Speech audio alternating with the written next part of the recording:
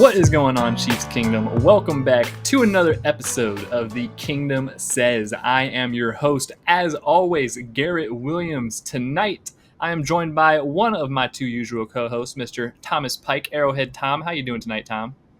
Man, it feels so good to be back here. I know life, the off season happens and life happens, and we had some scheduling conflicts, and I haven't been able to be here for the last couple of times we've recorded. But man, football season is around the corner. We're getting back into things, getting into some draft prospects, both the ones we just drafted, and I'm already looking at a couple for next year. Shout out, kids. Keep an eye on the University of Washington. Lots of good University of Washington. Wow. out there that would look good in red and gold. So, yeah, man, I'm good. I'm excited. Training camp days, preseason, all that is here. It's we're on the cusp of it, and the Chiefs actually have quite a few things to talk about too. Good things. No weird. They didn't, sign some defensive tackle to a giant multi-million-year contract and then have to release him because he won't rehabilitate his injury the way that they want. Yeah, after only 8 games he played. Yeah. Shout out Christian Wilkins and the Raiders organization being an absolute mess. That was pretty crazy. Yeah. Luckily, the Chiefs, we don't have any craziness like that so far. We just got good old training camp football underway, which finally has started. The boys are up in St. Joe. They're grinding out there. It hasn't been too hot from what I've seen, so that's good. It doesn't seem like it's been the crazy St. Joe summer that they sometimes get out there. But as we all know, Andy Reid is going to work them just as hard. So there's no getting out of a very fierce and fiery St. Joe training camp for the Chiefs. But before we dive into training camp stuff, we've got some other contract situations. If you guys watched our last episode, we had big breaking news of Trey Smith signing a 4-year extension contract. Tom was not here for. Tom, quick reaction to Trey Smith getting the bag. Love it. I think he's worth it. I think we've seen the guard market go up, and obviously Trey reset that market in some ways. But man, Trey, I think just means a lot to this team. I think he means a lot to the culture of that offensive line. When you talk about somebody who sets the tone, and the way he works alongside Creed, keeping those two guys together is huge. And again, we talked the last time I was on, we talked about what it could be if Kingsley even just comes into play at an above average level, right? If he can be. Tooney was special. Like, I don't saying, oh, he's going to replace Tooney, like that's whatever. But having a young core on the interior line while you're trying to shore up some of the tackle stuff, which I'm sure we'll talk about too. But I really liked the deal. I thought it was reasonable. It was well deserved. Trey Smith has overcome a lot, and had, like I said, I think the biggest thing with him is the tone setting and the way that he will just knock people's heads off. He's always good for a couple of highlight, pancake blocks. Yeah. So glad that he's staying in Kansas City.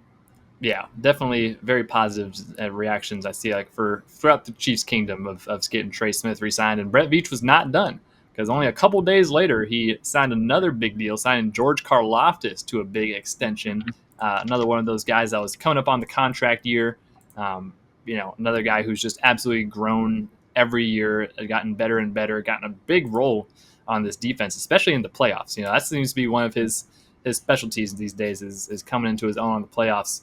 They give him a 4-year, $93 million contract extension with $62 million guaranteed. So pretty sizable obviously the defensive end contracts have just been exploding this past couple years with Myles Garrett and TJ Watt, and there's a couple other guys who are going to be up on that list. So they get him at a pretty reasonable price that he's not, obviously setting the top of the market with some of those guys, but he gets a pretty good payday that, will probably end up looking a lot better too after the next couple of defensive end contracts get signed. But another guy that just absolutely epitomizes the culture of this defense. It seems like ever since he's gotten here, Spagnuolo has just loved him. He's fit right in. Obviously, with him and Chris Jones have a great friendship, and terrorize a Sac Nation together. They're a good combo, and to see a guy like that to put in some really good work, just steadily increase year after year, and then get a big contract extension like this, it's good. Adding another homegrown talent to the to getting a long-term deal is a good sign for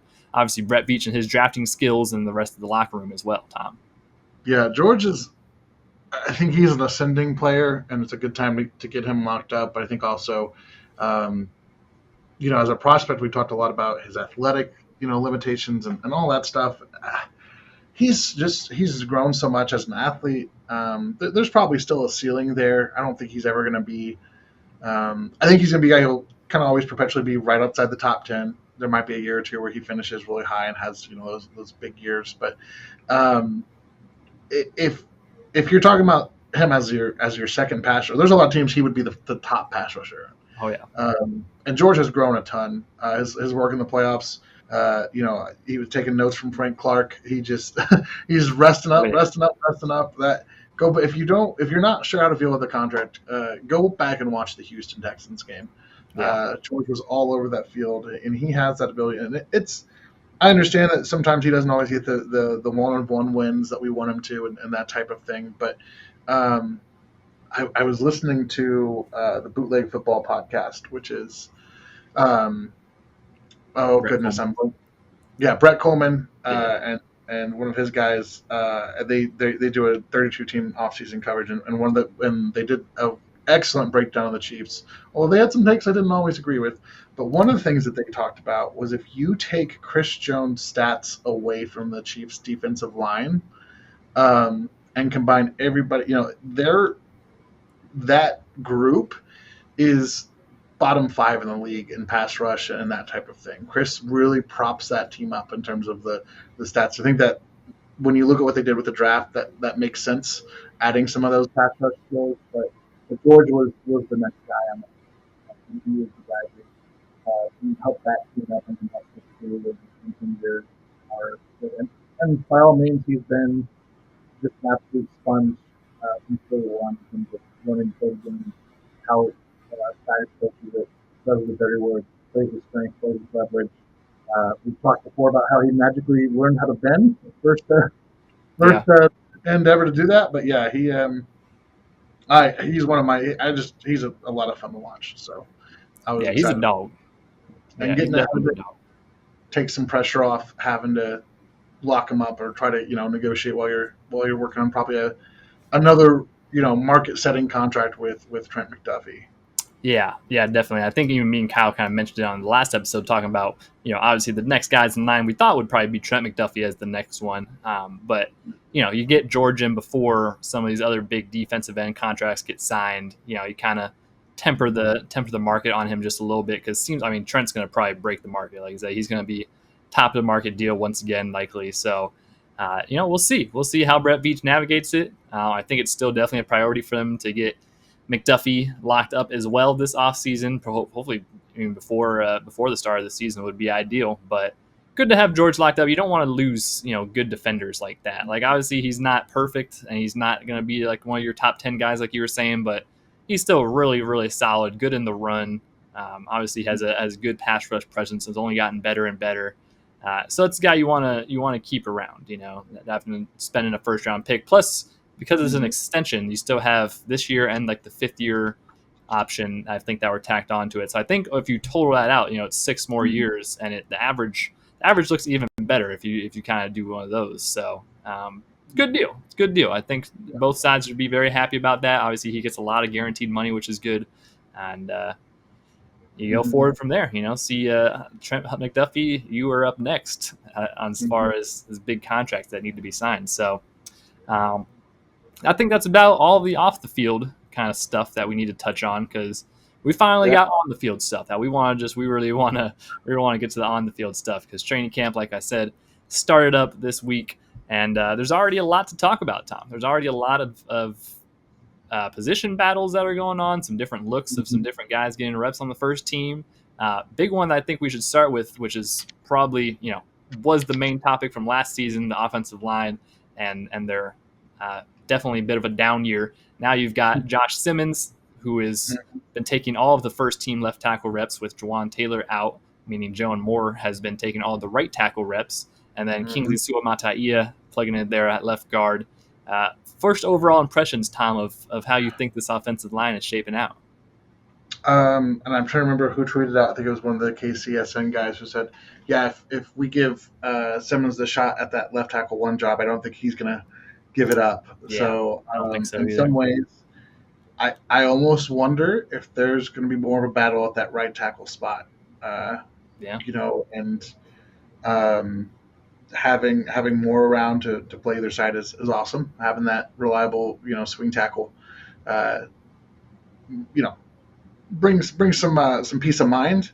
We'd love for Jawan Taylor to get healthy and maybe even have a best year yet, because we've definitely had some growing pains with him. It's hard to say anything bad. He seems like a good dude, so I'm not trying to go in on him too hard, because I think we talked about that plenty during the season.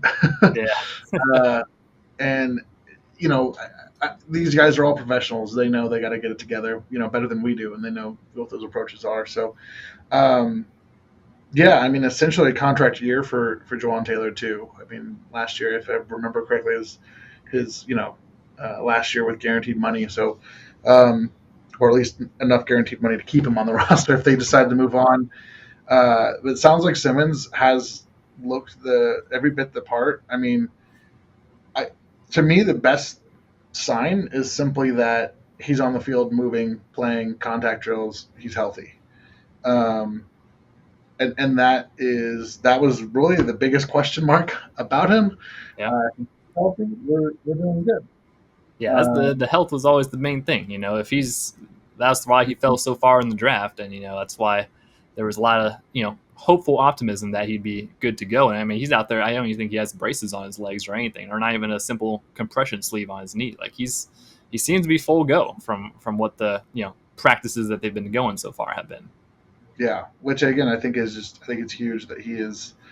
That he's moving, that he's there, that he's moving, that he's getting those reps in, and getting it with the first team.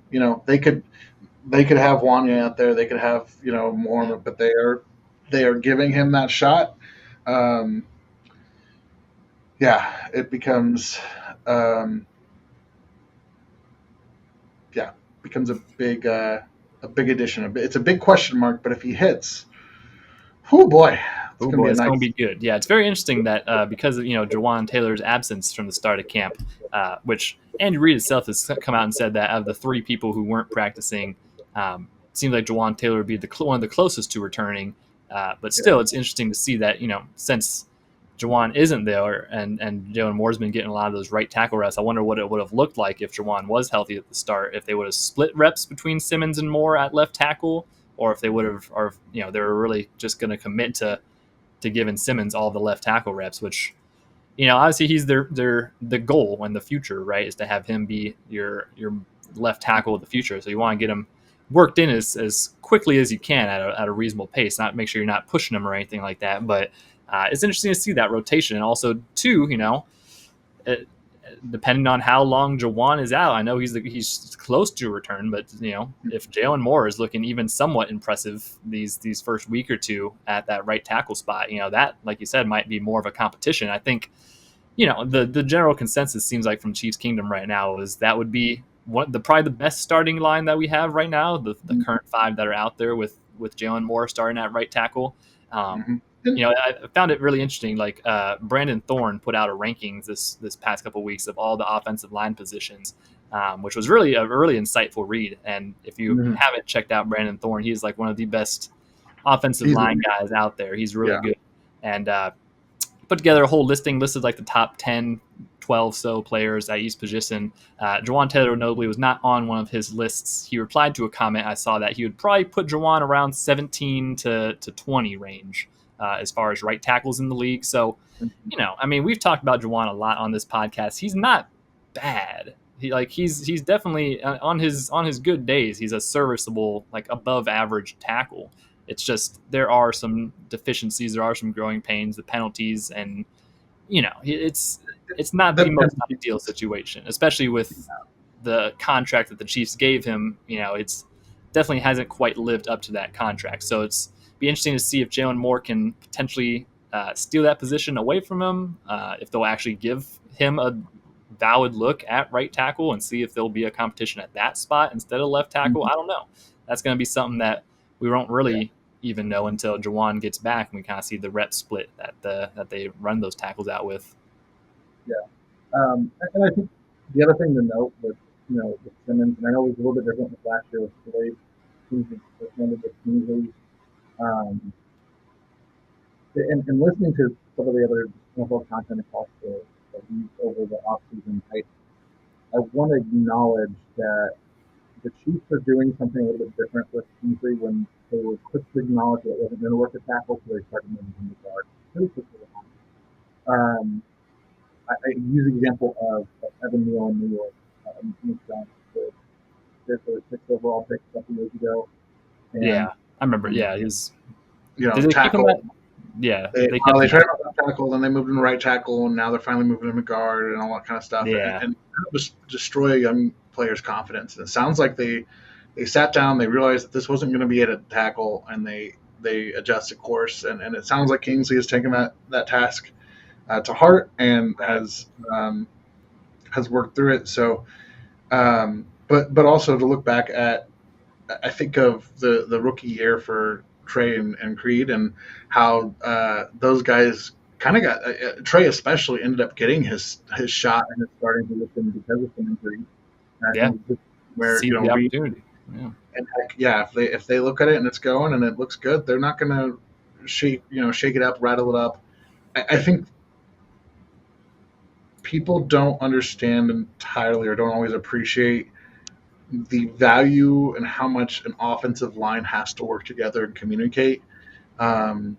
You think about when a defensive line is coming on a twist or a stunt, or somebody is blitzing, or when the fronts are changing, shifting around. Your assignments, depending on the call, can change, and sometimes that means, and you see it sometimes, very rarely in the NFL. You watch a college game, but you see it where a twist or a stunt doesn't get picked up, or a blitz doesn't get picked up, and all of a sudden you have a free rusher. And it's not always necessarily that the defense outsmarted them, but sometimes it's just the offensive line hasn't had time to see it and communicate. How they communicate, their attitudes. There's a lot of trust that has to come to. You think about when a guard or a tackle is pulling, or if there's a sweep or a pin and a pull, all that stuff. You're moving laterally. Sometimes these guys are supposed to be right behind you, or you're switching spots with them. There's a lot that happens in close range, and you are really it is a game within a game playing in the trenches, and you have to have a sense of communication and continuance on that offensive line. Jawan Taylor's obviously been here a while, knows the terms and all that stuff. He has that advantage, but if it's one of those, if it's not broke, then probably don't need to fix it kind of thing. So always keep that in mind. Yeah, I agree. All right, and joining us now, the third member of the Kingdom Says, Mr. Kyle Henning. How we doing, Kyle? Oh, doing all right. Lots of things going on. The weather's playing fantastically nicely outside. Just kidding. If you're in Kansas City or Wichita or anywhere in the middle of the country at the moment, you're probably getting hammered by rain and thunderstorms. So it's made the technology a little shaky. So I wasn't sure if I was actually going to be able to get on here, but I'm glad I'm able to get on here and talk a little Chiefs. Glad to have you. So we touched on the George Karlaftis contract. Quick thoughts on how you feel about that and rewarding George with a big 4-year, $93 million extension. I know it's big if you look at it as how an agent portrays it and how it comes off, but I struggle with big. He's like 10th, I think, in AAV, even if you're using the agent numbers in AAV when the deal actually kicks in 27. I don't think it even kicks in until 27. Yeah, because this is year 4. Yeah. They already picked up his 5th-year option. Right. So that would be next year. And getting this done now, which, by the way, thank you to George, because, guys, just because it's better for the team to sign them early, it's not, generally speaking, better for the player to get them done early. Like, I don't know, if you asked Pat Surtain if he'd have rather waited another year or two now, looking back in hindsight about Yeah. how well he's played and now where his contract sits on the AAV charts and on the guaranteed money portion that he got, I'm sure he'd probably like that over again from a monetary perspective. So thanks again to George and his group for willing to do this. I also think that conversation was probably a little easier to have with George because he's still like, what, 7 years in total to playing football? Yeah. Because he Pretty new. barely played any ball before he got to Purdue. Yeah. Like he played great very feat. little. He was a water polo player, and Yeah. so He like was playing water polo. Yeah. there's a little bit of, he's still got a lot of development room, but he's not entering his prime yet. Like, this would be the first year you can talk about him starting to enter his prime.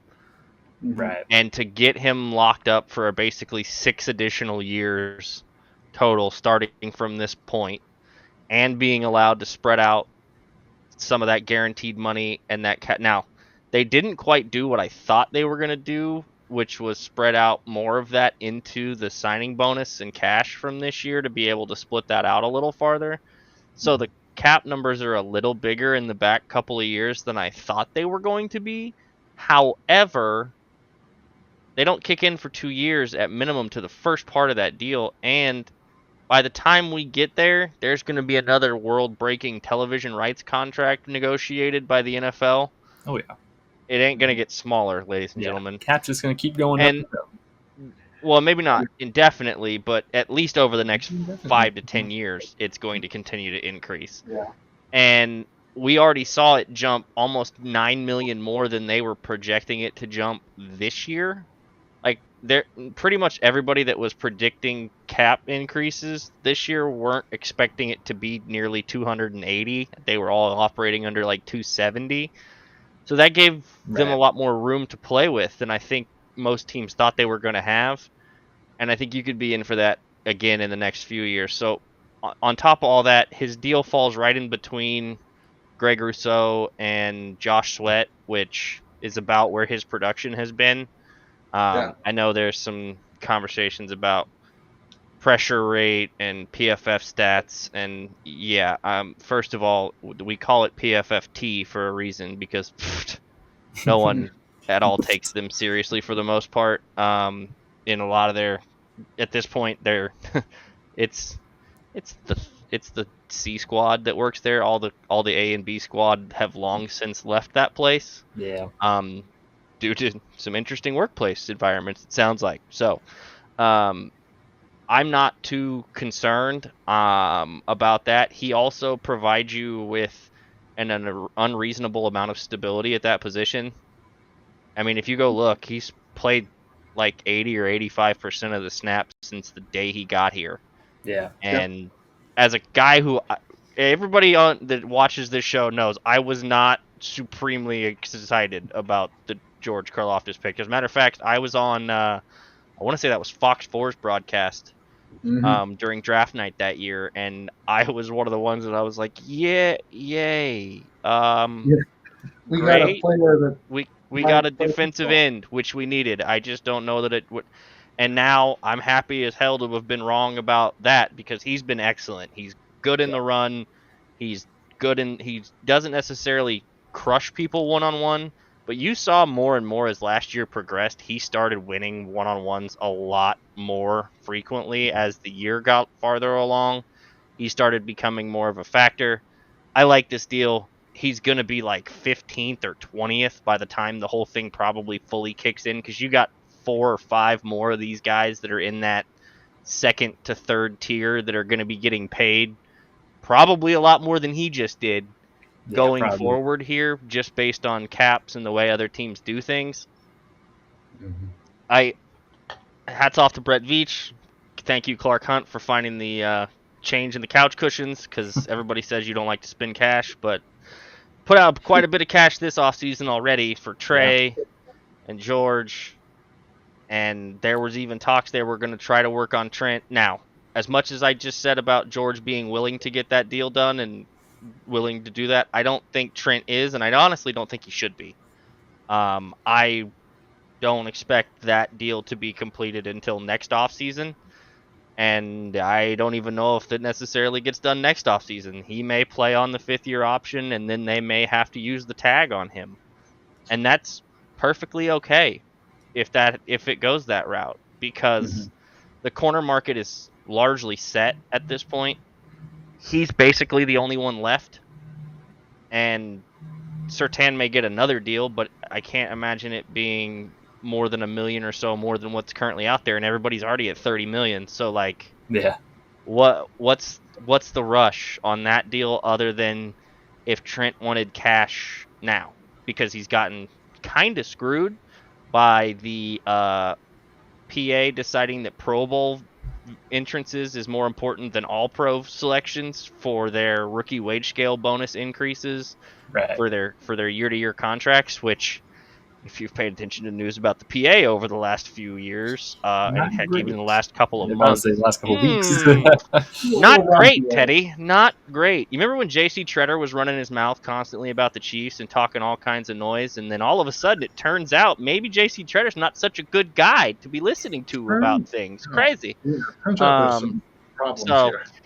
If you don't know what I'm talking about there, Pablo Torre, I believe our super friend, and I'm using that as sarcastically as possible, Don Van Natta, captain, says some really stupid things, but also apparently does some decent investigative journalism, have gone on a deep dive into Lloyd Harris? What was that guy's name that was running the NFLPA that they hired in secret? Lloyd Harris? There it is, Lloyd Howell. So go check that out. But yeah, George getting done, the numbers work for me. The 6 years of control is great. It's probably 5, to be honest, because that 6th year is a generally very large cap hit and also pretty much non-guaranteed. But by that point, he's probably looking for a new deal anyway.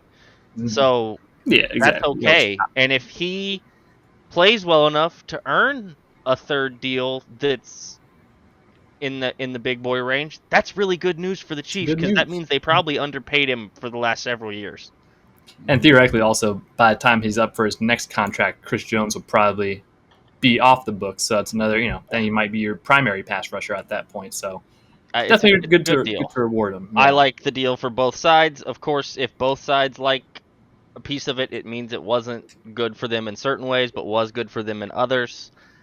It's how negotiations and deals like that work. It's good for both. It's probably bad for both, and that's good news for both. So that's where I'm at with the George thing. Offensive line. Hop over to the other side of the ball, or other side of the line. Offensive line rotations coming out with Josh Simmons at left tackle, Jalen Moore at right tackle, with Jawan Taylor still not practicing due to injury. How do you feel? How do you feel about that? I mean, line rotation. I'm most happy that Josh, for the most part, seems to have put in a tremendous amount of work to be much farther along than nearly anyone, even the Chiefs, who were optimistic about him being, is currently.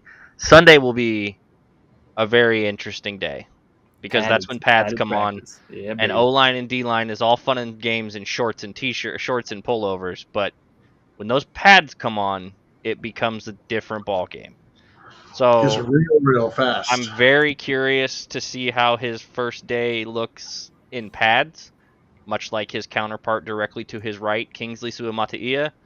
It was funny to listen to Omarr Norman-Lott talk about learning that Creed Humphrey is not easy to deal with. Stonewall. Everybody laughs in the room. No, I'm not laughing. I'm not laughing, guys. I'm not laughing. That dude is a problem. And,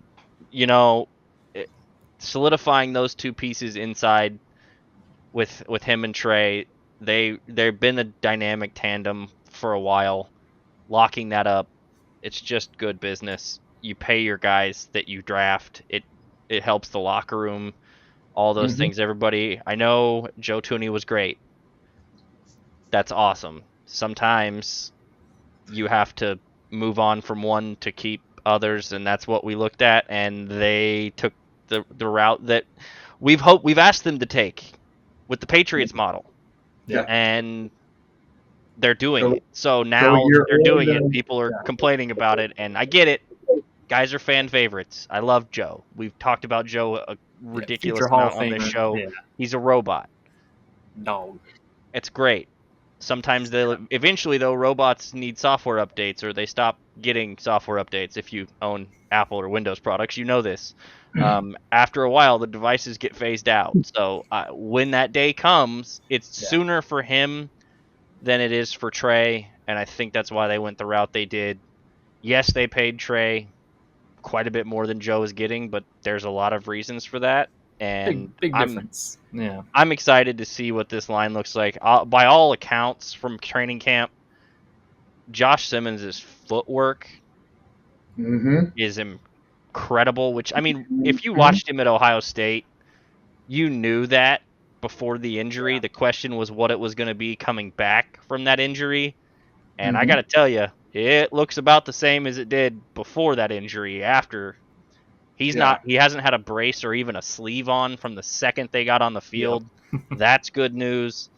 The talk about his professionalism as a rookie, it's another testament to the Veach and the staff and the scouts. I remember a couple years ago when they drafted Leo's class, and it was like all senior captain, leader, monster, just A+ character guys.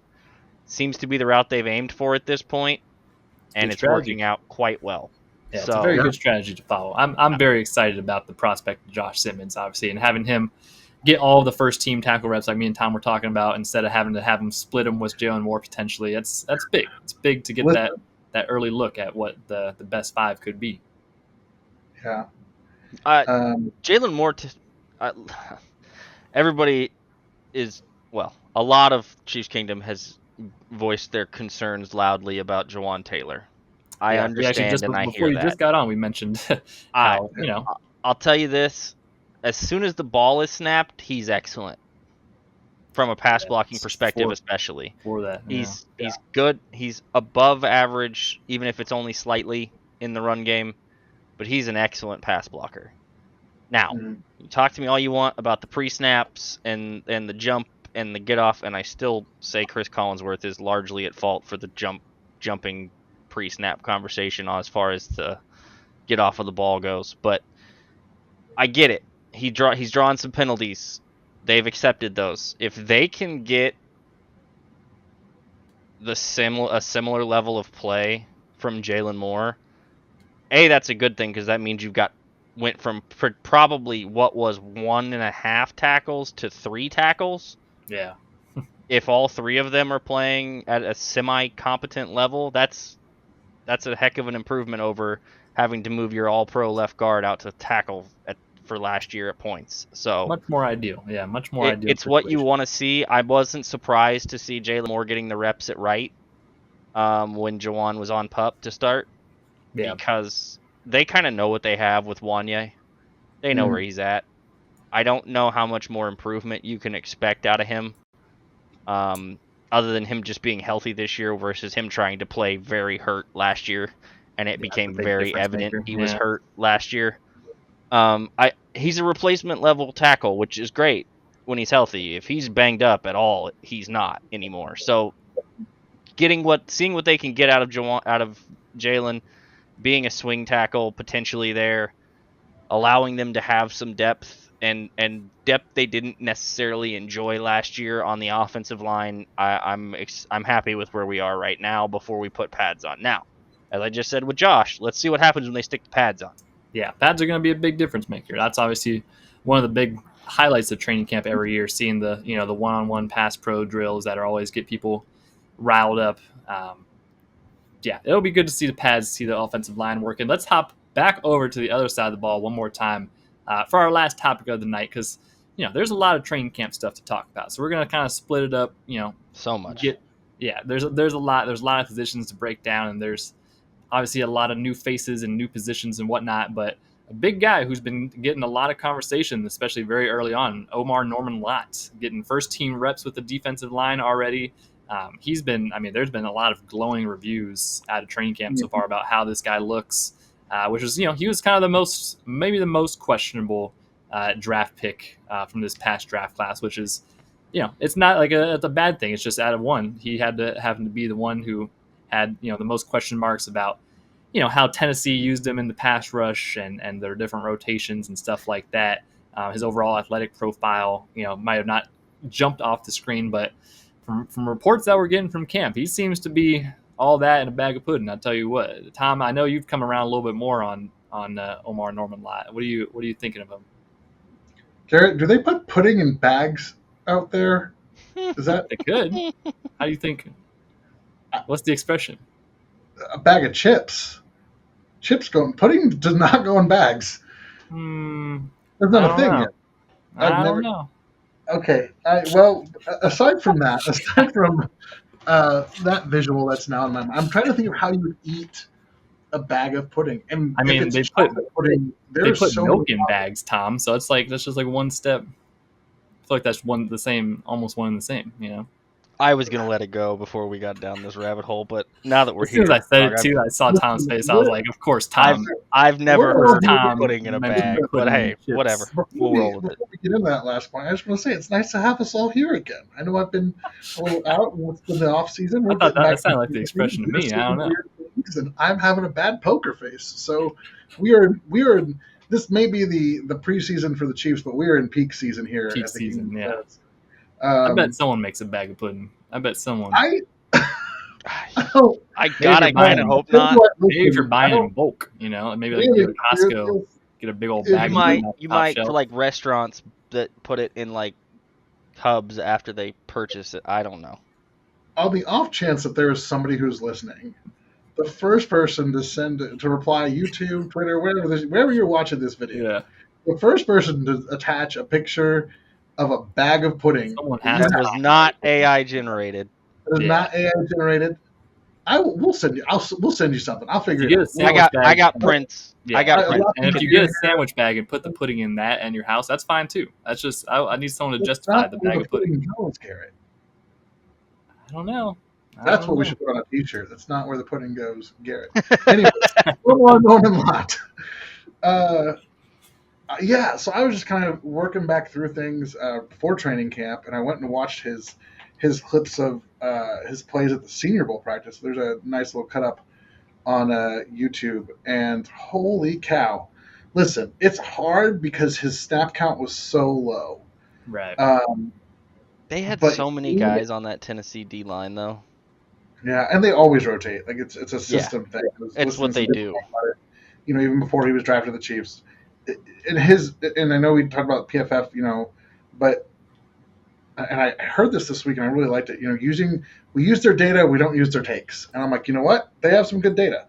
And one of them was the pass rushing win percentage. And in this draft class, he was so far and above everybody else in terms of pass rush win rate. And he also was not terrible against the run, right? He held up, but and he was, had a lot of opportunities against the pass, but he was I think my favorite stat was that he had as many pressures in as the kid from Michigan, Kenneth Grant. Nope, the other one. Anyways, the guy who went in the top 5.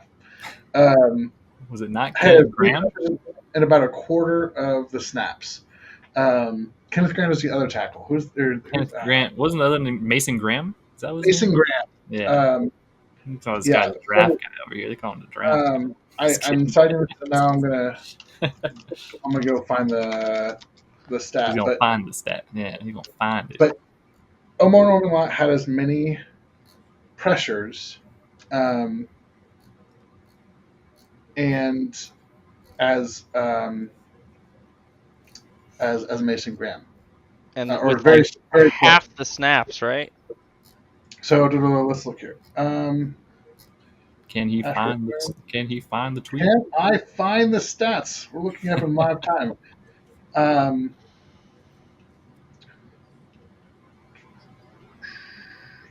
Mason Graham played 548 snaps in 12 games. Omarr Norman-Lott played 226 games. Yeah, snaps. 226 snaps. That'd be wild. He's out there still playing a game of football. He's still going, yeah, every day. Every day he's been been drafted. Yeah, and now I'm trying to find the actual. This is the pressure percentage, but I mean, Omarr Norman-Lott that's is as right there glaring with as it. it gets. He had Yeah, 300 less snaps and had the same pressures. or at least And a very similar whatever the stat Tom might be looking for is. But yeah, he's been generating a lot of hype. I tell well, you, and he's been generating a lot of hype. his presser, I think it was today. I think that was today. Yeah. He was asked what he was trying to improve on during camp, if he had a goal to improve during camp.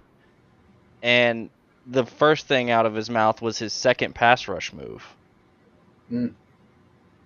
Which, if you have a guy who's so supremely confident already in his ace pass rush move Yeah. that he's wants to work on his secondary one as much as he can, that's not bad news for a guy that you want to pressure on the interior next to Chris Jones. Because you Yeah. know that no matter who is standing next to Chris Jones, they're getting one-on-ones. It's a good opportunity. Yeah. I mean, And working it's next to Chris usually Jones, going to that be a affords you a one-on-one lot with of good opportunities. it's usually going to be a one-on-one with the third best interior player that line has. Yeah. Yeah. Kansas City has been extremely spoiled. We've had 3 phenomenal interior pass rushers or interior offensive linemen over the last couple of years. It's been the strength of this line. Obviously, we just talked about it for a lengthy amount of time to begin this episode. If he's getting the third best interior lineman routinely, that's good news. I found the stats. Oh, let's go. Mason Graham, 34 pressures on 548 snaps.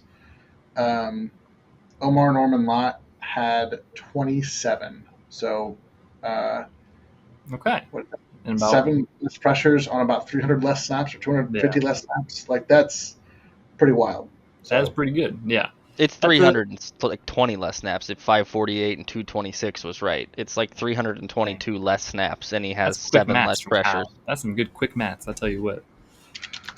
the Kingdom Says does math. We've That was done good math. math. I did some quick math earlier on my way home. I was doing some quick maths and I nailed it. And I was like, man, good at me for doing some quick maths. You know, It's one of the things I've done most of my life is math in my head. It used to drive my teachers literally insane, and they used to scream and throw a fit the whole time about showing my work. But it happens. yeah. I did 72 minus 44 earlier. I said, 28. Yep, nailed it. Call me Einstein. It's look, he's as important as probably any of the draft picks we had this year. Yeah, losing Tershawn Wharton and some of those other inside guys. Yeah. Well, because your next guy besides Chris Jones is Big Mike Pennell, and while I love Big Mike he ain't a pass rusher. No, he's a big guy to plug the gap. You're likely going to be running some packages like he did at Tennessee, where he comes in on second or third down or second and third down as an additional pass rusher. If he can do a little bit more in the run game than he had, I think, in college, which was some of what the question marks were with him. Granted, again, he wasn't really asked to do a whole lot, but if Chris Jones is accurate and he is 315 pounds, he's a freaky athletic dude at 315. He's like 4'7", 4'8". So if he can be at least serviceable in the run game, you don't have to lean on Big Mike as much. And you can run some different stuff with him and Ominahue, who is back with a full season and a full training camp and full ready to go. And if you've listened at all to anything Charles has said in his press conferences, on his social media, or his YouTube channel where he puts out some content, pretty good watch if you haven't watched Charles's stuff. He's looking for a prove it year. This is a prove it deal year for Charles. He wants to get paid next offseason. So they've got some pieces, and we all know Spags likes to play the move everything around, do crazy things, line guys up everywhere. And the more athletically dynamic they can get, if you can have a four down lineman that's George Karlaftis and Charles Ominahue with Chris Jones and a attacking pass rusher in Omarr Norman-Lott, it frees up a lot of things. You maybe don't have to blitz as much. Now, I'm not saying Spags isn't going to blitz as much because He it's gonna still Spags, blitz, and that's yeah. what we do. But He gonna still blitz, yeah.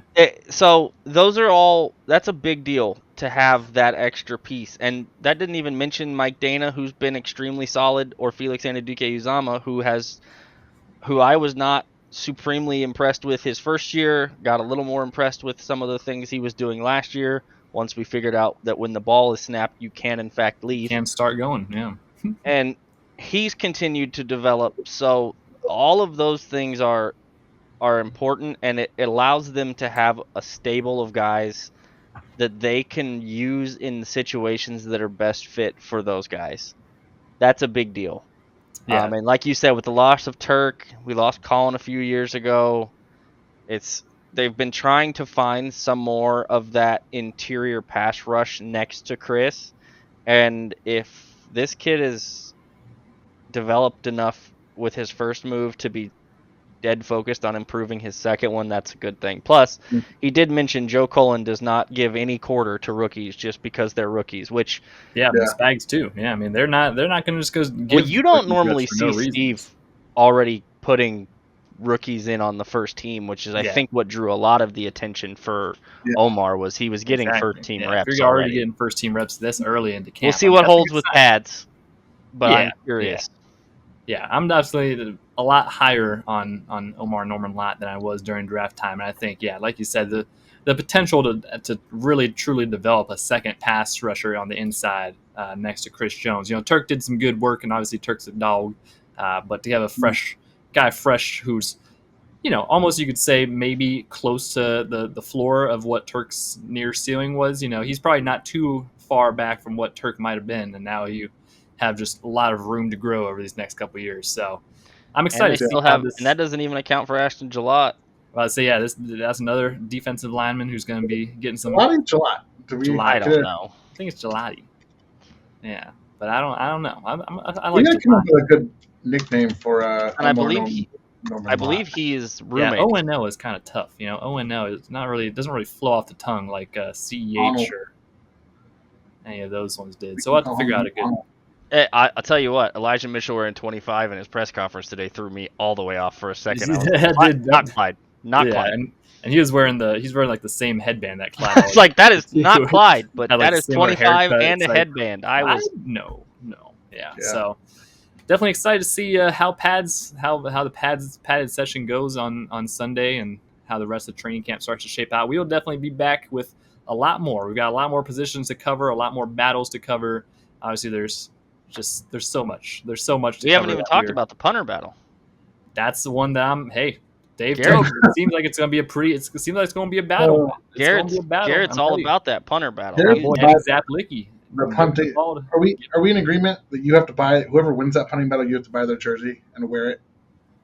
I would buy a Zaplicki jersey for sure. I'll tell you what. No, whoever wins the contest this year, you buy the jersey. I would say this. He also mentioned they're going to be the backup kicker and the holder, which we know they're going to be the holder. So that's a lot of duties for whoever that is. Duties, but I'm supremely confident in my boy Eddie Zaplicki. I might buy it. You know, if I'll do that. Whoever wins the punter battle, which I think will be Eddie Zaplicki, I'll buy a jersey if it is. Yeah, no question. I had to figure out what number he's going to wear. You know, but. Speaking of duties, and this was not planned, I just am trying to not laugh at the fact that we both just said a lot of duties. I wanted to remind you, everybody, as we're getting ready to come up on the season, if you haven't already, go grab the Underdog Sports app. Be ready. Use our promo code KingdomSays, all one word. Get signed up. We're going to do a lot with that this year. They jumped in towards the end of the year last year. So you know, it was tougher, but as that's become more legal, especially if you're in Missouri, our friends listening over here in Missouri, this is now a new opportunity for you to play the game and be involved on a game day in a different way. So go get the app, get it ahead of time. Don't be scrambling on game day to get it. Go get it now. Throw in the Kingdom Says promo code. They're always doing different deposit matches and stuff like that. Like I said, this wasn't planned. I'm not reading from a script. I'm just going, hey, let's not forget about our friends over at Underdog who've been good to us. We want to make sure that we are representing them. So go get the app. Go sign up on your desktop. throw that promo code in, get the deposit match. That's free money for you to play with, and hopefully everything hits for you. And we'll definitely be talking about that a lot throughout the season. So, yeah, definitely want to get that in before we get out of here because I know we are inching up on that hour mark. Professional hosting there from Mr. Arrowhead Tom. All right. I think we've done it. I think we've done it for tonight. I have one last thing. I want to say thanks again to Corey for running another contest with us. Yeah. Shout out Corey, ours chief. If you haven't, go check out his socials, his website over at Fine Art America. I believe there should be a link in his bio at the artist over there on the artist chief's bio. Support his work. He's been an avid supporter of this podcast since basically the day we started it, and can't say thank you enough to him. And like and subscribe on the YouTube channel. Yep. That will help us immensely. We're going to have a lot of content coming out over there, including live shows that you're going to want to be involved with throughout the season. All kinds of things coming down the pipe. So jump over, hit the subscribe button on YouTube, hit the like, and give us a rating on all of your podcast apps that you listen to us on. We appreciate all the support from everybody out there. One of the lists we got voted inside the top 10 on the podcast in Kansas City or something like that. So that's always good that we have that kind of support from you guys, and just look forward to another season with the Chiefs. And I don't know, man, they look to be on a different plane than they were last year in training camp. And it's only the first week, but the demeanor, the conversations, the mentality. And if you listen to the Tyrann Mathieu interview with Kay Adams. I was just going to mention Tyrann. Yeah, by the way, shout out Tyrann for the retirement. Yeah. Hell of a career. Chiefs legend. See you in January if we need you. What? Yeah. Yeah.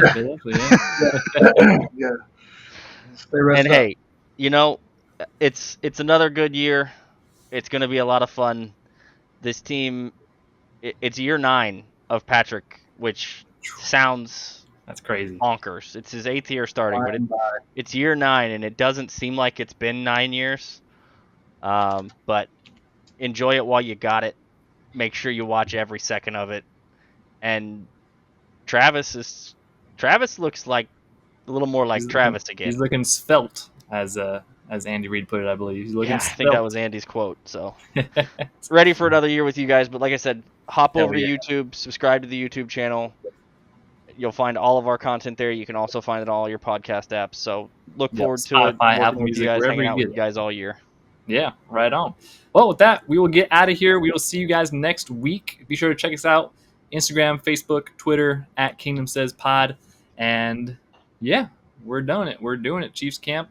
We've got a lot to go talking about. And so we really, really appreciate you guys rocking with us. And cheers to another season. Cheers to another great season, revenge season for the Chiefs. I think it's going to be a damn good one. So we will see you guys on the next episode of the Kingdom Says.